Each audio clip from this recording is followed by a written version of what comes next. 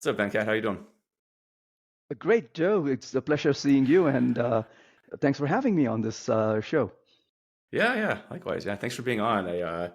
We got introduced back in February, I think, but I've caught your talks quite often at the Utah Java Users Group in Salt Lake City. So not the first time I've seen you, but yeah, big fan. So One of my favorite user groups. Shout out to amazing job they do over there, and to Don as well. yeah, really good meetup. Actually, let me we can start with that. I mean, the themes of your talks always center around kind of themes that at least that I see are developer productivity is one of them, and sort of blending that with best practices, right? Maybe can you give the audience maybe a flavor of what the types of talks that you like to give, and maybe the process behind which you give talks, because your talks are different than anything that I've seen before. One, you're enthusiastic. Two, the style in which you, I think the last talk I saw in February, you were literally just typing the entire talk out while you were giving the talk. So yeah, what makes you tick? Like how do you come up with talks and Yeah. What excites me is uh, the desire to honestly simplify our lives. One of the things I see very often with software development is we get dragged in very quickly into complexities. We get dragged into heavyweight frameworks or libraries, or drag in accidental complexity into our own applications, and then we struggle simply to keep up with writing code. One of the things I often say is, if time is short, we need to learn to do less, not do more. And mm, that is one of the things that drives me in creating these talks, is to really focus deep down on technical things, whether it is talking about architecture, microservices, monoliths, or deep down into, hey, how do we use functional programming or reactive programming? Everything really, the underpinning to me is, how can you understand concepts really well? To me, learning syntax is easy, but the semantics is where the real uh, details and the trick is. So if we can focus on the semantics, understand why we want to solve a problem, and then why we want to use a technology or a library or a framework, and then develop the ability to distill out the noise, and bring it down to the essence, I think we can be better as developers. So that's kind of what really mm, excites me, is the struggle I see when I go to companies and work with clients and teams, and the type of problems they deal with. How can we minimize those frustrations?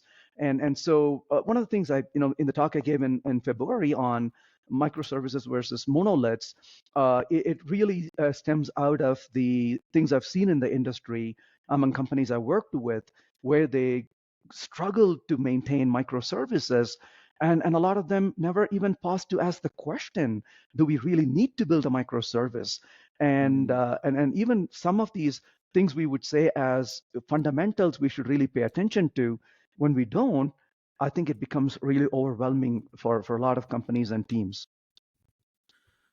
That's really interesting. And if I recall from that particular talk on microservices versus monoliths, I think you said that most companies are trying to do microservices, but it seemed like most were doing it wrong, I suppose, to paraphrase. Do you want to maybe dive into that specific point? Because I think um, it's something I see too. There's kind of a cargo culting of techniques and practices that people sort of just do because everyone else is doing them, not because it makes sense. So, Totally. Yeah, I was giving a talk in Poland, either early this year or late last year, and in my talk I mentioned that 80% of the teams that claim to be doing microservices are really not building microservices, and somebody tweeted that and said, "Hey, Venkat is saying that 80% of the teams are, who are claiming to be building microservices, are not really building it." And somebody replied to the tweet saying, "Well, he's wrong. That number is 90% and not 80%." So the point really is, you could call this RDD, or resume driven development. You could mm, call this infatuation. Everybody else is doing it, so we should be doing it as well. And in all honesty, I've had managers call me and say, "Hey, we are building microservices, and everything that could possibly go wrong has gone wrong. Help! What can we do?" And I've had developers come to me and say, "We're building microservices, but here are the things that are going wrong." And in almost a lot of these cases, they are not building microservices at all, but they say that they are building microservices. I was talking to a person working for a financial company, and I was talking to their team, and as I was going through this, one of the developers said, "Let me explain to you what we do, and maybe you can give a name for it." And I'm like, "Go for it." And he takes the time, describes every detail of their system, and then he says, "So what do you think?" And then after listening to him, I said, "All right, what you're building is an enterprise application with web services." And he's like, "Run that me again?" I said, "Well, you're building an enterprise application with web services." And there was a very long pause after that.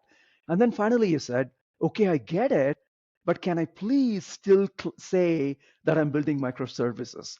And that is Wow. one of the problems we see, is that people have this infatuation to say they are building microservices because it feels cool. They could sit at that dinner table in a user group or a conference and be part of the conversation without having to say we're not building microservices, building monoliths.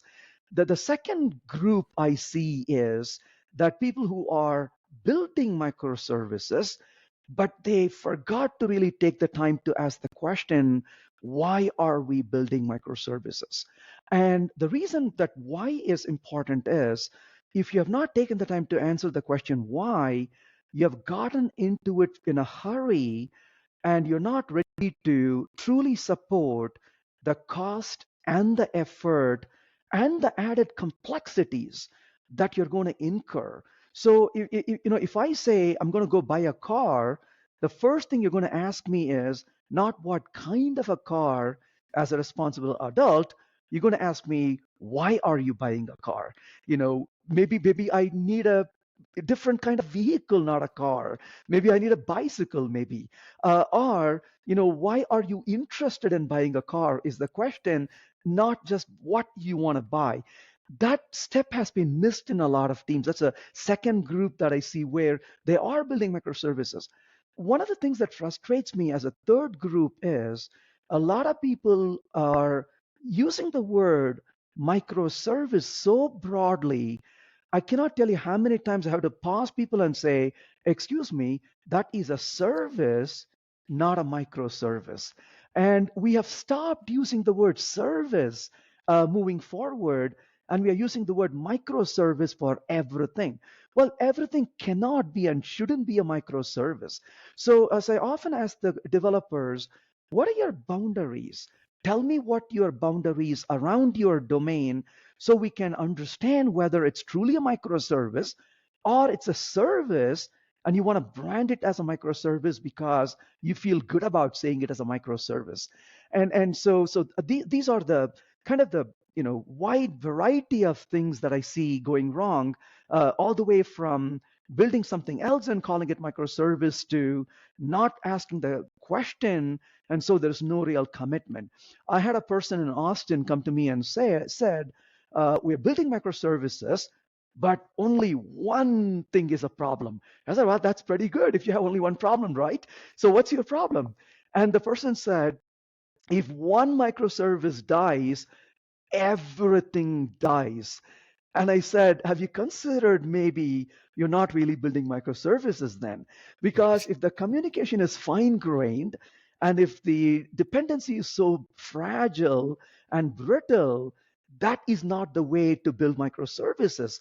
So there's a lot of, and I'm not blaming developers for this.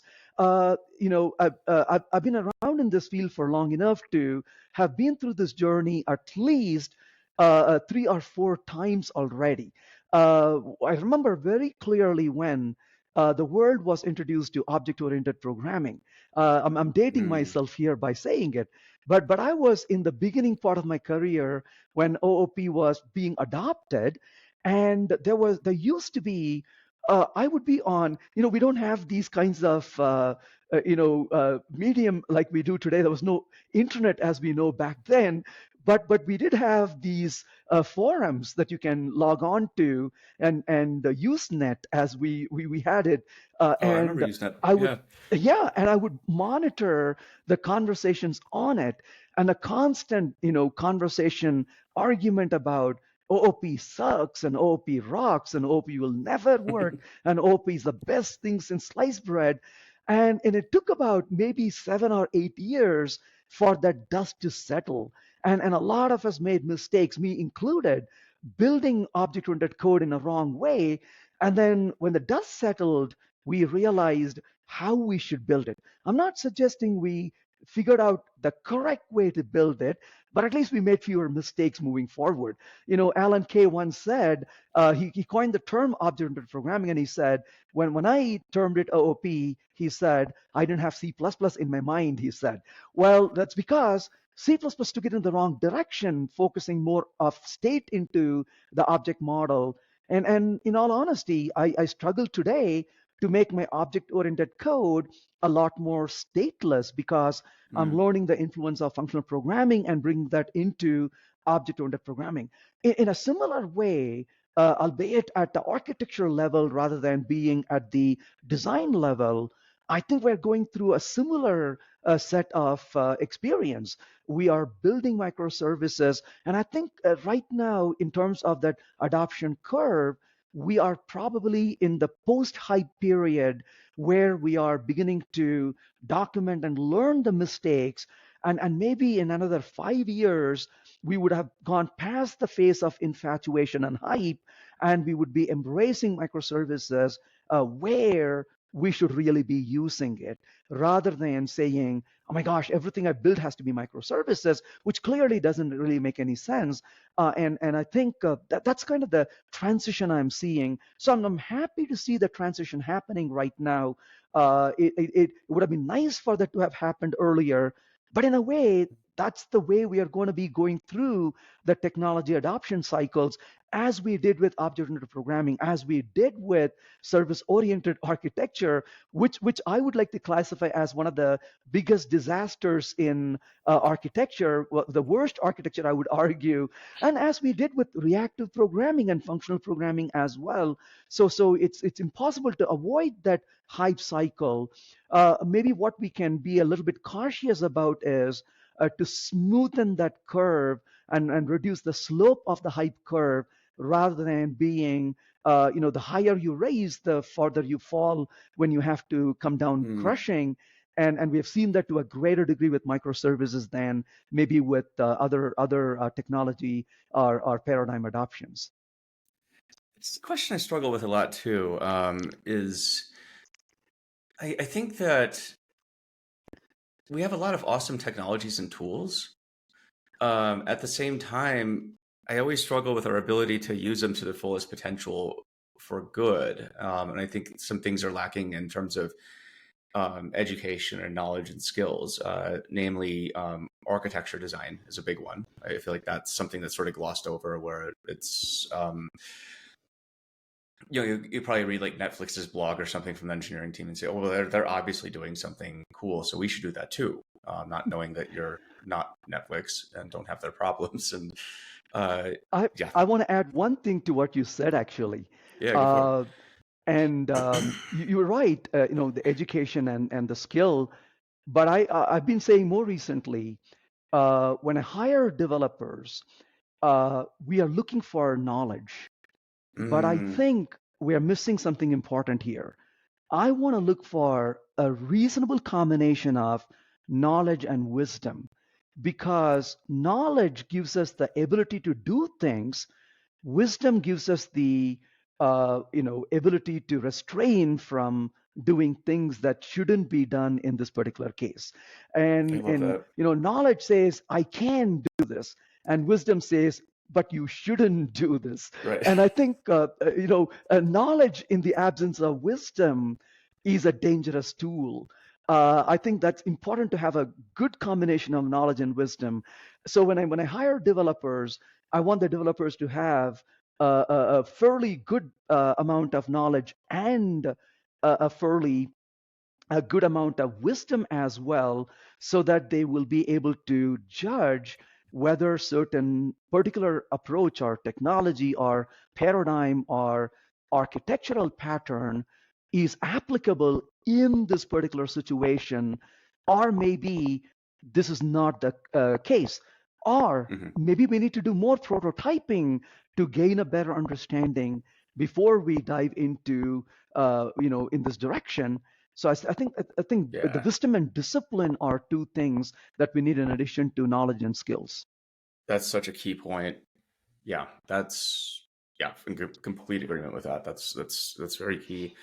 Um, One thing I noticed from your talks is you talk about ways to reduce toil and hopefully lead to more sustainable development over the long term. I think earlier you said time is short, so do less. How do you go about creating sustainable development, maybe particularly sustainable agile development?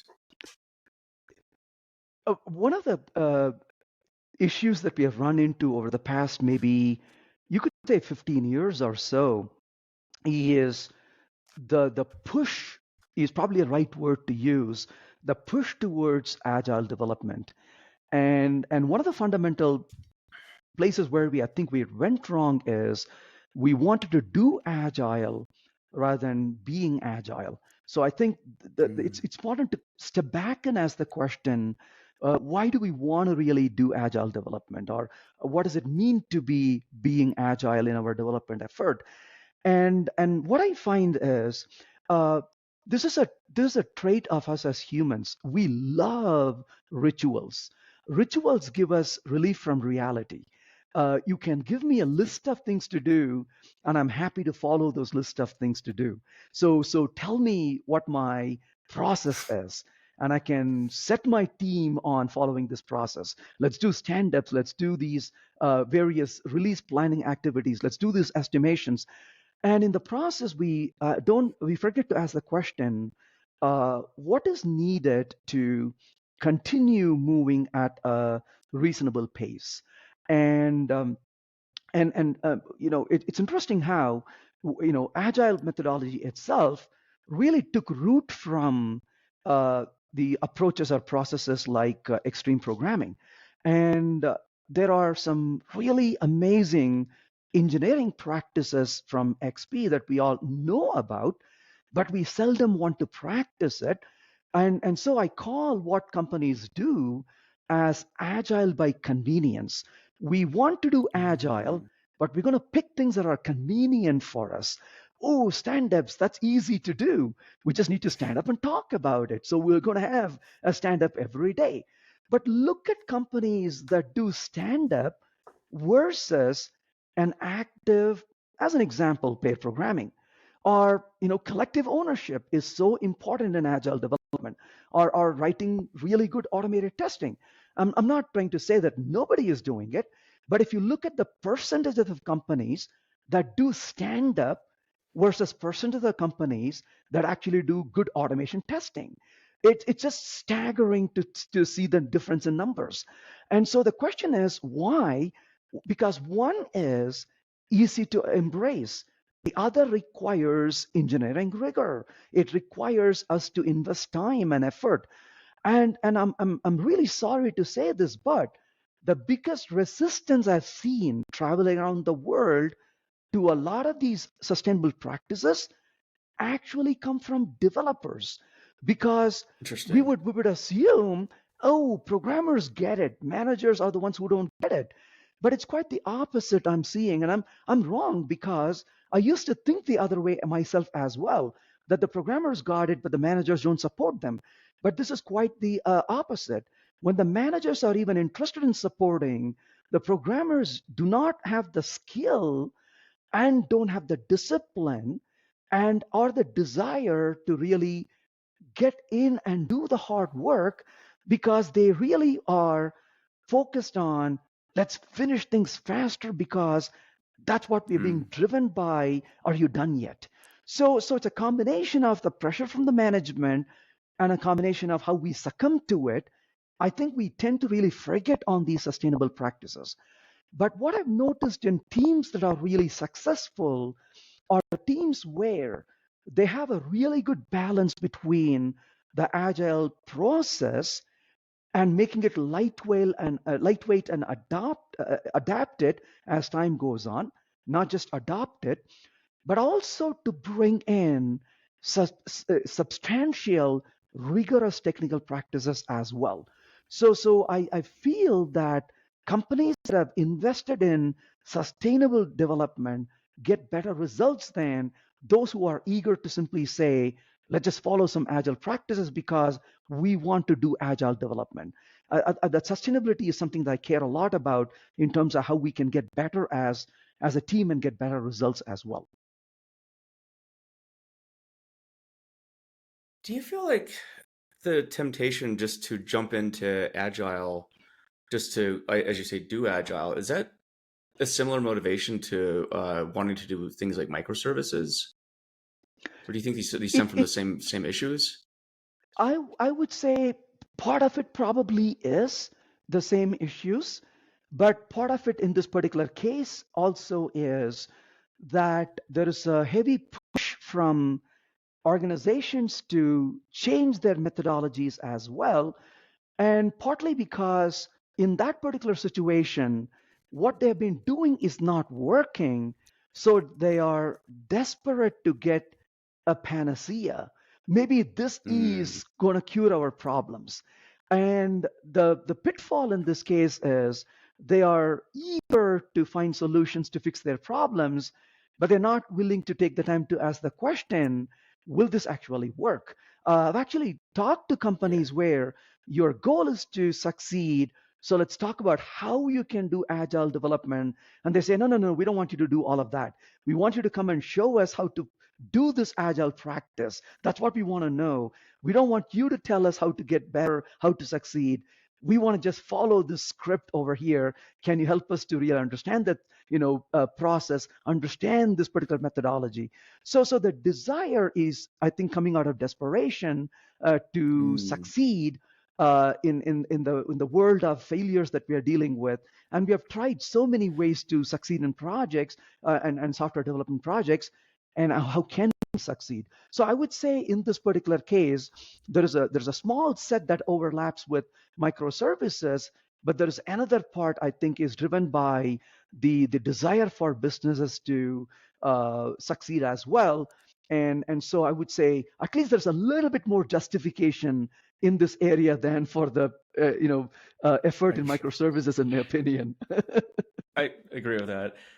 It is interesting though. I mean, maybe help me unpack this. So if a company is, or maybe a team is doing agile, how do you get them to, I guess, behave with agility instead of just, I think, what was it, one of the creators of Agile? I think he wrote, it was 10 years ago or something like that, about kind of the death of Agile or how he wished it would go away. And I think he wished it was called agility, I think it was, if I'm not mistaken, or something like that. But because I think he saw the cargo culting of Agile as well, where it just sprung up a lot of consulting companies that were like, well, you just buy my book and program and you'll be agile, and then like in a day it's easy. Yeah. And all it leads to is like a lot of frustrated devs and teams and so forth. Is I think what Yeah. I've seen. So But so yeah, so here's the and to your point, if we are running behind solutions without really asking the why,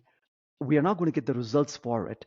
And the key here is an organization has to be agile about being agile.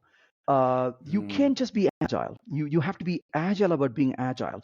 If you ask me what is agile development, I would say agile development is two things to me. One is it's a feedback driven development, and it's adaptive planning.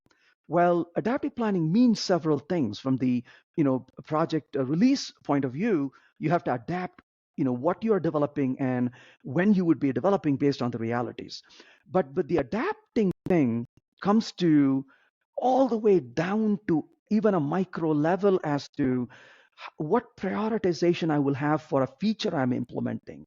Uh, do I prioritize writing tests in this case, or do I prioritize on refactoring this code right now? We got to keep adapting what we do. But I'll give you an example of this to understand the why. I had a company call me up and they said, "We want you to come and do TDD training," and I told them, I'm tired of doing TDD training. I go to companies, I do TDD training, and the adoption is pretty low. They would tell me, Mm-hmm. "Wow, what a great course it was." They'll tell me, "Good job." They'll send me with the money that I charge them, and yes, I make the money, but did I go leaving thinking, wow, they're going to change the way they do things? Really not. And I told them that, and I said, so if I'm going to come and work with your team, I want to know that this will actually be useful to your team. If this is not, if this is going to sound strange, but if this is not useful to your team, I don't want your money, because I want to sleep better in the night. So I've made enough money in my life. I don't need to run behind more money. I am running behind value right now. So if I come over there and do the work for your company, and I don't want to do training, I want to do coaching, but I want to know if this is going to have an impact. And the person said, "Well, Venkat, that's why we're calling you." And then hang on a second. Can you tell me how much money you are wasting because your team is not doing test driven development? And he said, "Oh, I can answer that question right away, immediately. I know the answer. We are burning $1 million every year." And I said, $1 million? Yep, $1 million burnt every year because we're not doing automated testing. We don't have the feedback loop. And I said, with all respect, I am, you know, 25 years ago, my answer would have been different. But today, when I walk down the street, if I open my wallet and a dollar flies out of my wallet, I will not run behind that dollar, because the value of a dollar is very less in my life today than it was 30 years ago.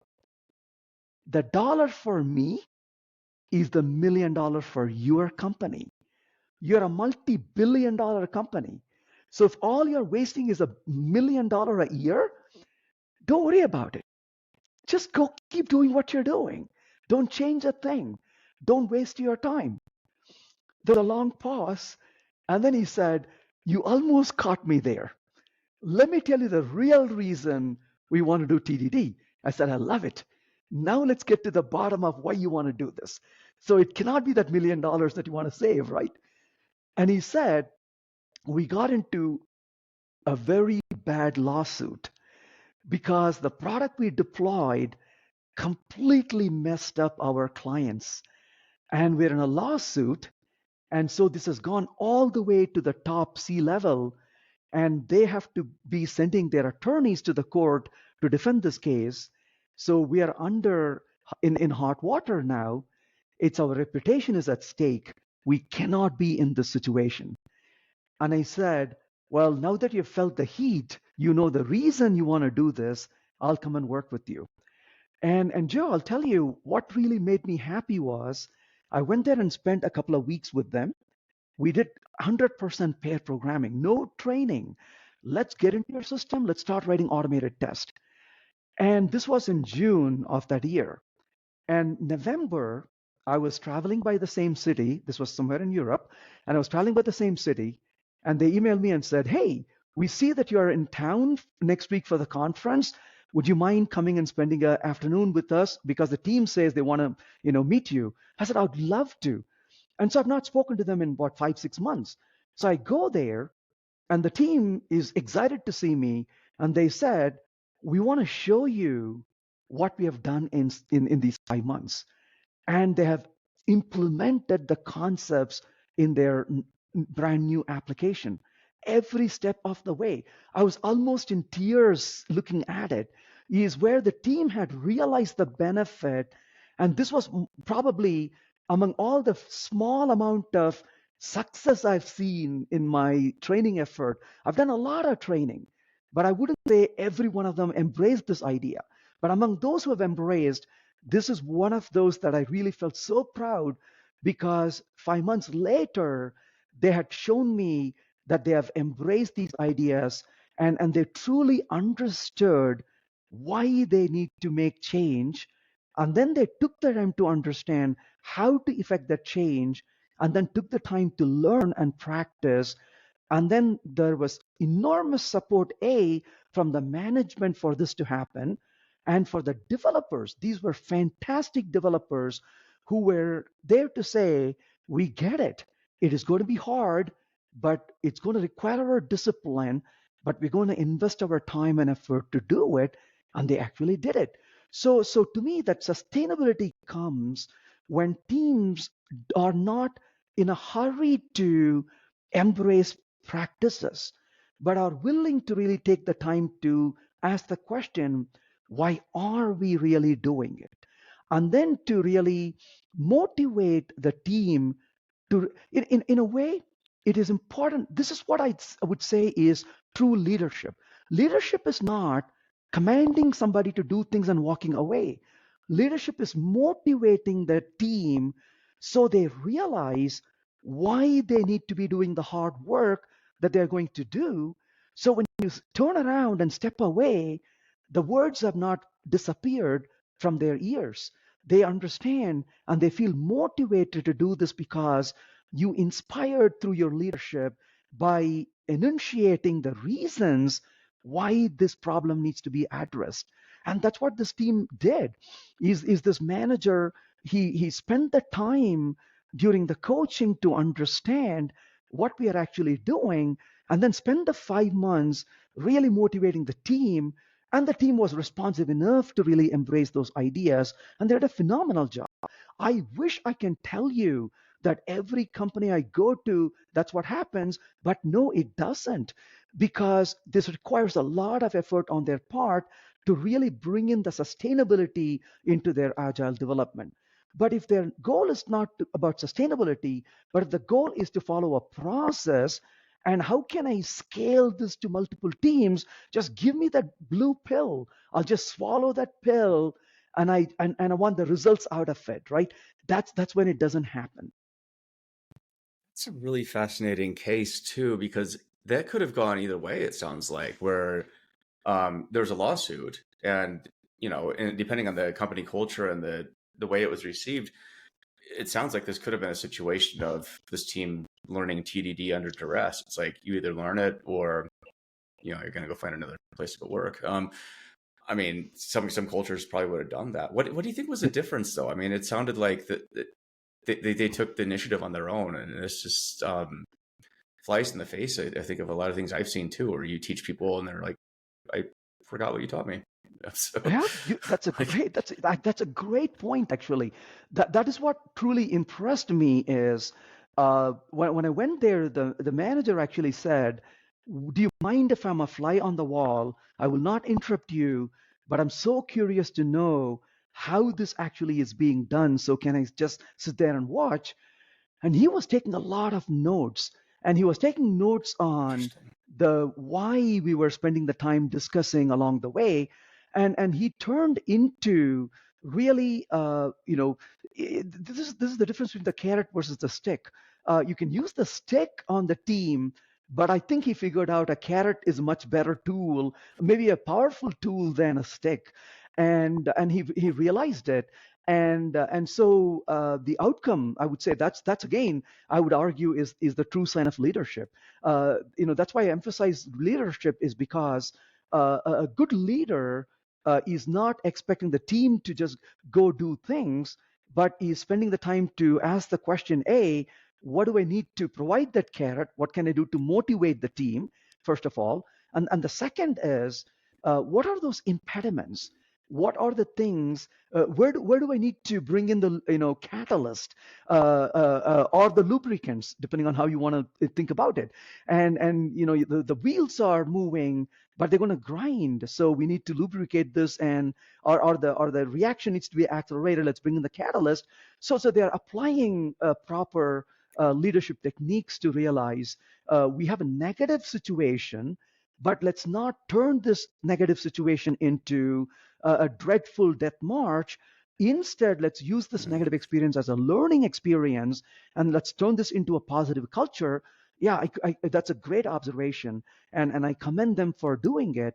And you know, no surprise that they had better results as well because of, I think, a, that leadership, and b, really well disciplined developers, and interacting with the developers. They were definitely not faint at heart. They were willing Mm. to put in the extra effort. They asked really challenging questions. We were not talking about hypothetical, let's do TDD on a calculator. We were doing automated tests on their code, and dealing with real dependencies and real gnarly code, and messy code. And we were struggling with those as we were refactoring and writing automated tests. So the team was disciplined enough to put in the effort. So it really goes back to the culture. So they had the right culture. They just needed that catalyst and motivation to start doing the right kind of things in that particular case. That's really interesting. I do a lot of coaching as well. That's the jujitsu move that me and my business partner figured out was we didn't want to do hands-on work for teams because it's, as you know, you end up just being like a higher paid version of them, and they think you're like the crappier, higher paid version of them. But we found if you teach people and put them in the driver's seat, it works really well. Has your model moved more towards basically what you described, day one, let's just do pair programming, let's get to work, or do you still take kind of a workshop approach in some cases? I do both, and it really depends on the clients. And surprisingly, some of my clients actually have taken a two-prong approach, which is very refreshing as well. So they would Hmm. ask me to come in, and I would do a few days of workshop or training, and then it would convert into an hands-on on their code after that. So this gives a nice balance where they can look at the concepts in an ideal situation, if you will, in terms of a pristine example where you're driving through and showing them how to do things. And then they say, good, now that we've understood all these concepts, now let's work collaboratively with the instructor and start applying these ideas on our system. So the benefit this gives us is the team is up to speed on the concepts on the first few days, but then they don't forget it, but they start applying that on their code. And where I've seen this to be really effective is either their technical lead or the architect is taking that particular initiative in leading the team in terms of these refactoring sessions or applying the concept That's sessions. cool. So we've been doing a kind of a two-prong approach as well. But given a choice, I've been telling companies that I would rather come and do pair programming with your team. I always tell them I want to walk in so that you can kick me out soon enough so that your team is proficient. I never take contracts where they say come and work with us for several months on end. Like, no, I'm not Right. going to work with you for many months. I want to be there for a couple of weeks maybe, or I will come in maybe 1 day or 2 days every 2 weeks, and I will work with you over an 8 month period. But if you accumulate all of that time, that'll be still a very less time I'm with your team, because my goal is to enable your team to be independent, Yeah. and they don't need me after that. So I'm not interested in taking your coding away from you. I'm interested in raising the bar of your team. And training is, I would say training is effective when you have internal coaches that are going to then spend the time coaching the team. If you don't have internal coaches on your team, then training is not as effective. In that case, I like to play the role of a coach at least for a short while until they can raise their competency level, and then they can be on their own after that. That's super cool. Like I look at you and I consider you to be one of the best educators in the tech space. And how did you get to the point where you're able to write books, give awesome talks, and pair program? Because it's normally the case that somebody's good at one or the other. Like, um, you know, people are really good at giving talks, but probably lose that practitioner edge. Um, you know, some people like myself are just we just sit at home all day and write books. But at least I have been all summer. But what's your secret? Like, how did you figure out like that combination of stuff that clicked for you? Yeah. So one of the things I realized over time, so, way back, so I had the, I would say I got lucky, I would say. So I was in graduate school, and you know, where you have more time but less money, I guess, and struggling to meet my ends meet, and so I started teaching at the university at that time to sustain through the graduate program. So when I graduated, by the time I had been teaching for already 3 years. And so I went to I always wanted to work in the industry. So right after school, I went straight to the industry, didn't bother to get an academic job. So I applied for a job. Once I got a job, I paused for a second. I said, well, now that I got a job, I'm not going to be a teaching assistant anymore.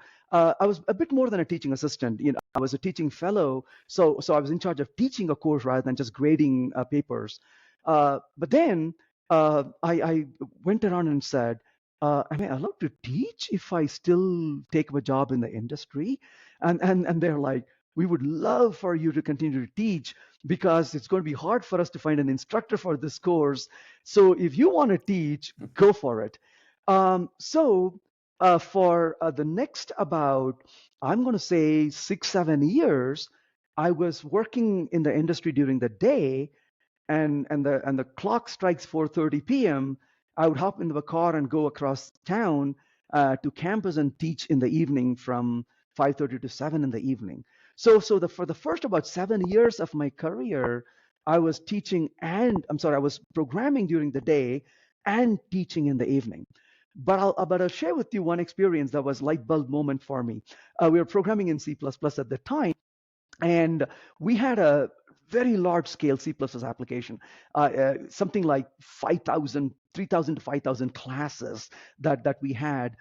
You have to imagine this is the time before the concept of IDEs. There was no IDE. So we were on a Unix Oh, environment, and you plowed through the header files and the CPP files. So we get a frantic call from California saying, hey, we're doing a demo to the customers here, and something really went wrong. We took a model, and we made a copy of this model, and we opened the copy, and everything is broken. So my boss comes to me and says, we got a problem, something is broken, and our marketing people are doing a demo to the customers. They need a fix tomorrow morning. Go find what's going on. We are looking everywhere. We couldn't find what the problem was. So 4:30, I got to go to the university to teach. I said, I'm really sorry, folks, but I cannot help you right now. I got a class to teach. But I promise you, when I finish my class, I'm going to log in back, and I will stay up tonight, look into it. So I go start teaching. And this is where luck plays out. I'm teaching, and suddenly in the middle of my class, I just paused. I'm not even speaking. And the students are like, what happened to this guy? And they're like, are you okay? I'm like, no, just wait for a minute. And then I'm like, oh my goodness. And then I'm like, you got to wait for me. So I run over, days before cell phones. So I run over to the office, pick up that old phone that we used to use, yeah.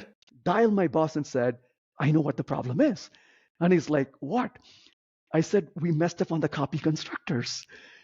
And he's like, of course. We don't have copy constructor on a lot of these classes. Okay, call all the developers. You take 300 classes, you take 300 classes. We spend the night implementing copy constructors. And that day I would never forget, because all the developers are working on this code. But I'm here in school teaching why it's terrible to forget writing a copy constructor and operator equals and virtual destructor. We used to call this as law of big three in C++ back then. And I'm pausing, I'm saying, my production issue is based on this. And I come back to the class, I'm like, we just fixed a bug. so, and what I realized is you are a better teacher when you program, and you're a better programmer when you teach. And Mm, what I tell programmers is two things. If you're a programmer, you don't have to go to a university to teach. But if you're a programmer, you can take a Wednesday and train your junior developers about something you learned. Or maybe went to a user group, a meetup, bring that idea back and say, hey, I'm going to do a demo of what I learned in the user group, and you become the teacher for that hour. But that gives you the depth about things you may otherwise miss in programming. When I go to clients, oftentimes they would say, oh my gosh, how do you know that stuff that is so hidden in that semantic layer? Well, I'm like, because I teach that stuff. And when you teach, you got to get deeper into things. You apply more critical thinking. But when I'm programming, I'm always like, can I get this done? Which is very pragmatic. Mm, So I think that's why the combination of the two works really well, is to teach. The other thing I always tell developers also is, how many times have we heard developers say, oh my gosh, I wish the instructors at the university were more relevant. They never had a programming experience. And I always tell mm, the programmers, it is your responsibility. You have the power to fix it. So go back to the nearest university or college or a community college, within 5 miles from where you live, and just teach for one evening a week, for one semester a year. You will make such a big impact for the students, because they look at you and say, wow, here's a person who is actually in the field working. I can be like them too. I can learn, rather than a professor who has never done programming in ever in their life and don't know anything about the industry, is trying to teach them about stuff, whereas you can bring more practical things for them to learn from. And in the process, I think you as a programmer will really become better, because you spend the time teaching the concepts that you do at work. So to me, that has been the real advantage. Is I am a slightly a better programmer because I'm a slightly a better teacher, and vice versa. And I think that's one of the things I really want to be able to do, is the day I would stop programming, is the day I would stop teaching as well, I think, because I don't think I can be effective teaching if I'm not programming. To a great extent, I feel the other way around as well. but how do you stay on top of things? I mean, you're I think in one talk I saw you give a few years ago, you said you try and learn one new programming language a year or something like that. Do you still do that? I still do. I try to learn very different programming language than I'm used to. Mm, I always say the language I'm picking up should make me cry, kick, and scream and complain. If it doesn't make me pause and be frustrated, it's not the right language for me. But one of the things that I've realized over time is, we learn in deltas, and that is the beauty of us, is we learn in delta. And if you throw at me something completely different from what I know, I'm going to get overwhelmed. But if I'm playing with things every single day, an hour here and an hour there, here's the funny part. If I invest, let's say I just invest 1 hour each week at the minimum, that is 52 hours in a year. 52 is much bigger number than zero. So I always say, if what you use at work is equal to what you learn, I think you're in trouble. What you use at mm. work should be a small subset of what you actually learn. So we should be learning more things than what we actually use, because it gives the opportunity for us to sift through a lot of different ideas and then decide which of those actually would make sense and which one probably is not a good idea in this particular context. So to me, I'm, it surprises people to know this. I was actually a failing student. I really struggled to pass school, and I was a failing student. And then I decided to go on and get a PhD. And people who knew me at the time, they look at me and say, we don't understand this. You couldn't get past eighth grade, but you then went on to finish a PhD. How can this work?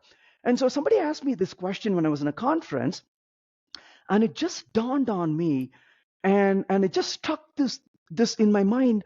Sometimes you have these thoughts inside, and somebody asks you a question and just pulls it out, and you don't know where those words come from. And suddenly I blurted out and I said, I really hate studying, but I love learning. And to Mm, me, that was the fundamental difference. I didn't know this until that person asked me, but all these years, that has been my struggle. I hate studying. If you ask me, Venkat, how many certifications do you have? Zero, zippo, none. Because I cannot study for certification. I cannot study for exams. I am that control freak. You cannot put me in a box and say, stay here, right? And uh, I cannot be molded into that. But I love learning. And what I figured out was every day I wake up, I've got a running list of things I want to explore. And when I have a 15 minutes between meetings, I would be going and looking up things, and I want to know, what is that? What is that about? And that raises more questions, and I write down. So when I'm on airplanes, I literally, when I sit down on an airplane, hey, I have a 10-hour flight. This is great.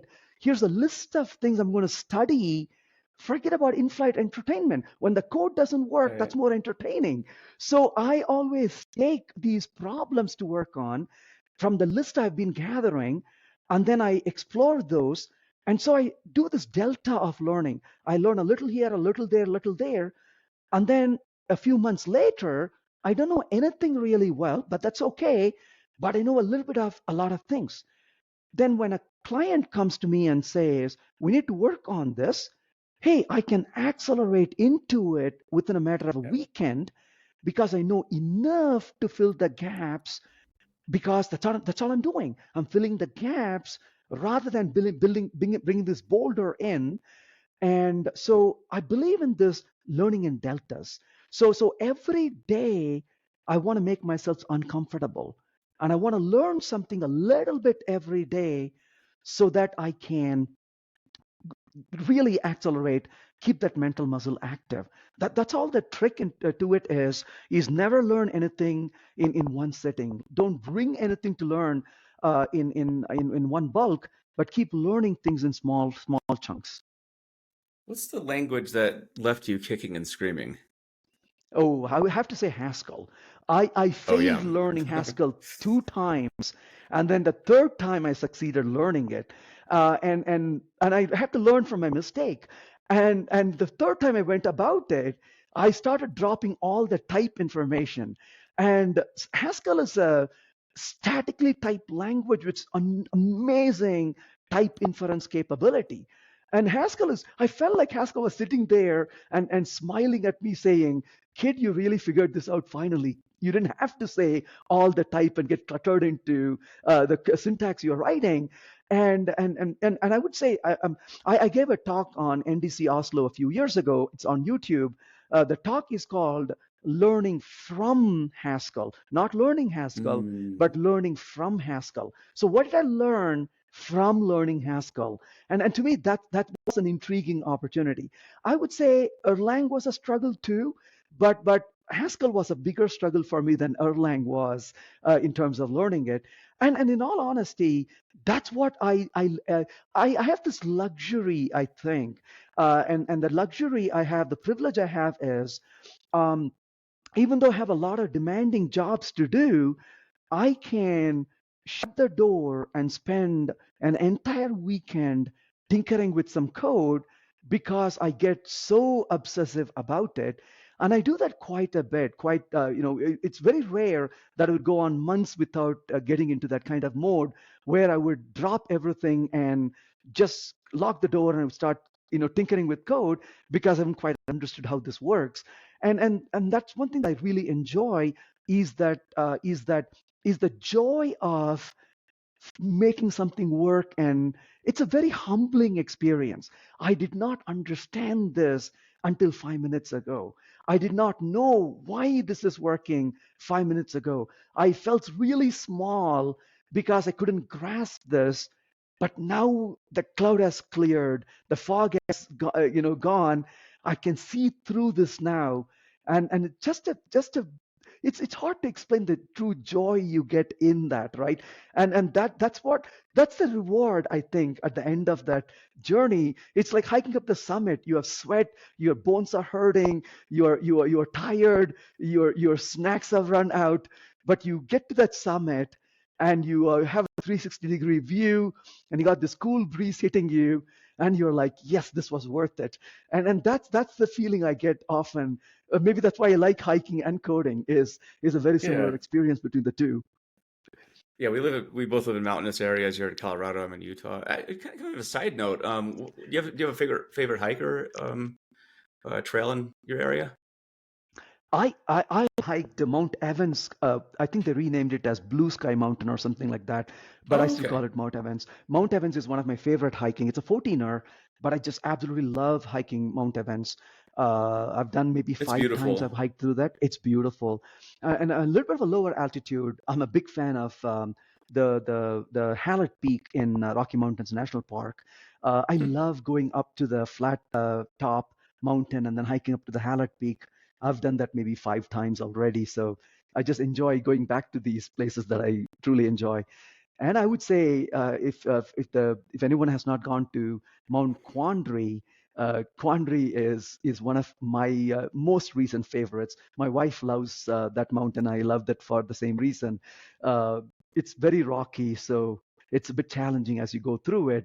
And then you get to a point where it literally goes up straight line up the summit, and you're like, oh my gosh, I feel intimidated. Now I've got to go up this, and then you start your hike, take a deep breath, and start walking. So it's beautiful. That's so cool. Yeah, hopefully it starts cooling down a bit so you can get out. Yeah, Climbing up at Mount Evans before, so it's a lovely place. So it's awesome. yeah. Yeah, well, cool, Venkat. It's been wonderful talking to you. Your enthusiasm and your wisdom is just it's impressive. So I do appreciate it. And when's the next time you're coming back to Salt Lake City? Do you know? Well, first of all, thanks for having me. Before I forget to say that, Yeah, no thank you for worries. having me on this, Joe, and I really appreciate it. It was a Yeah, pleasure talking to you. The Utah Joys group, Jason, Don, they made me an offer that I cannot refuse. So they have me come over there once a year. So generally, I come there in perfect. February. So I'm hoping the invitation is extended again for me to be there in February next year. So I do make a visit there, and I love that group. It's an amazing user group, and Don and Jason It have is. been fantastic hosts. So I usually get there in February, and I'm looking forward to being there in February again in 25. Nice. Awesome. Yeah, hope to see you there. So, Yeah, well, thank cool. you. Yeah, well, thanks, and I hope you enjoy your hikes this fall, and I'll be doing the same thing. So, yeah. All right, All enjoy right. your Yeah, what's take the care. summer. Take care. Yeah, Bye. thanks. Take care. Thank you.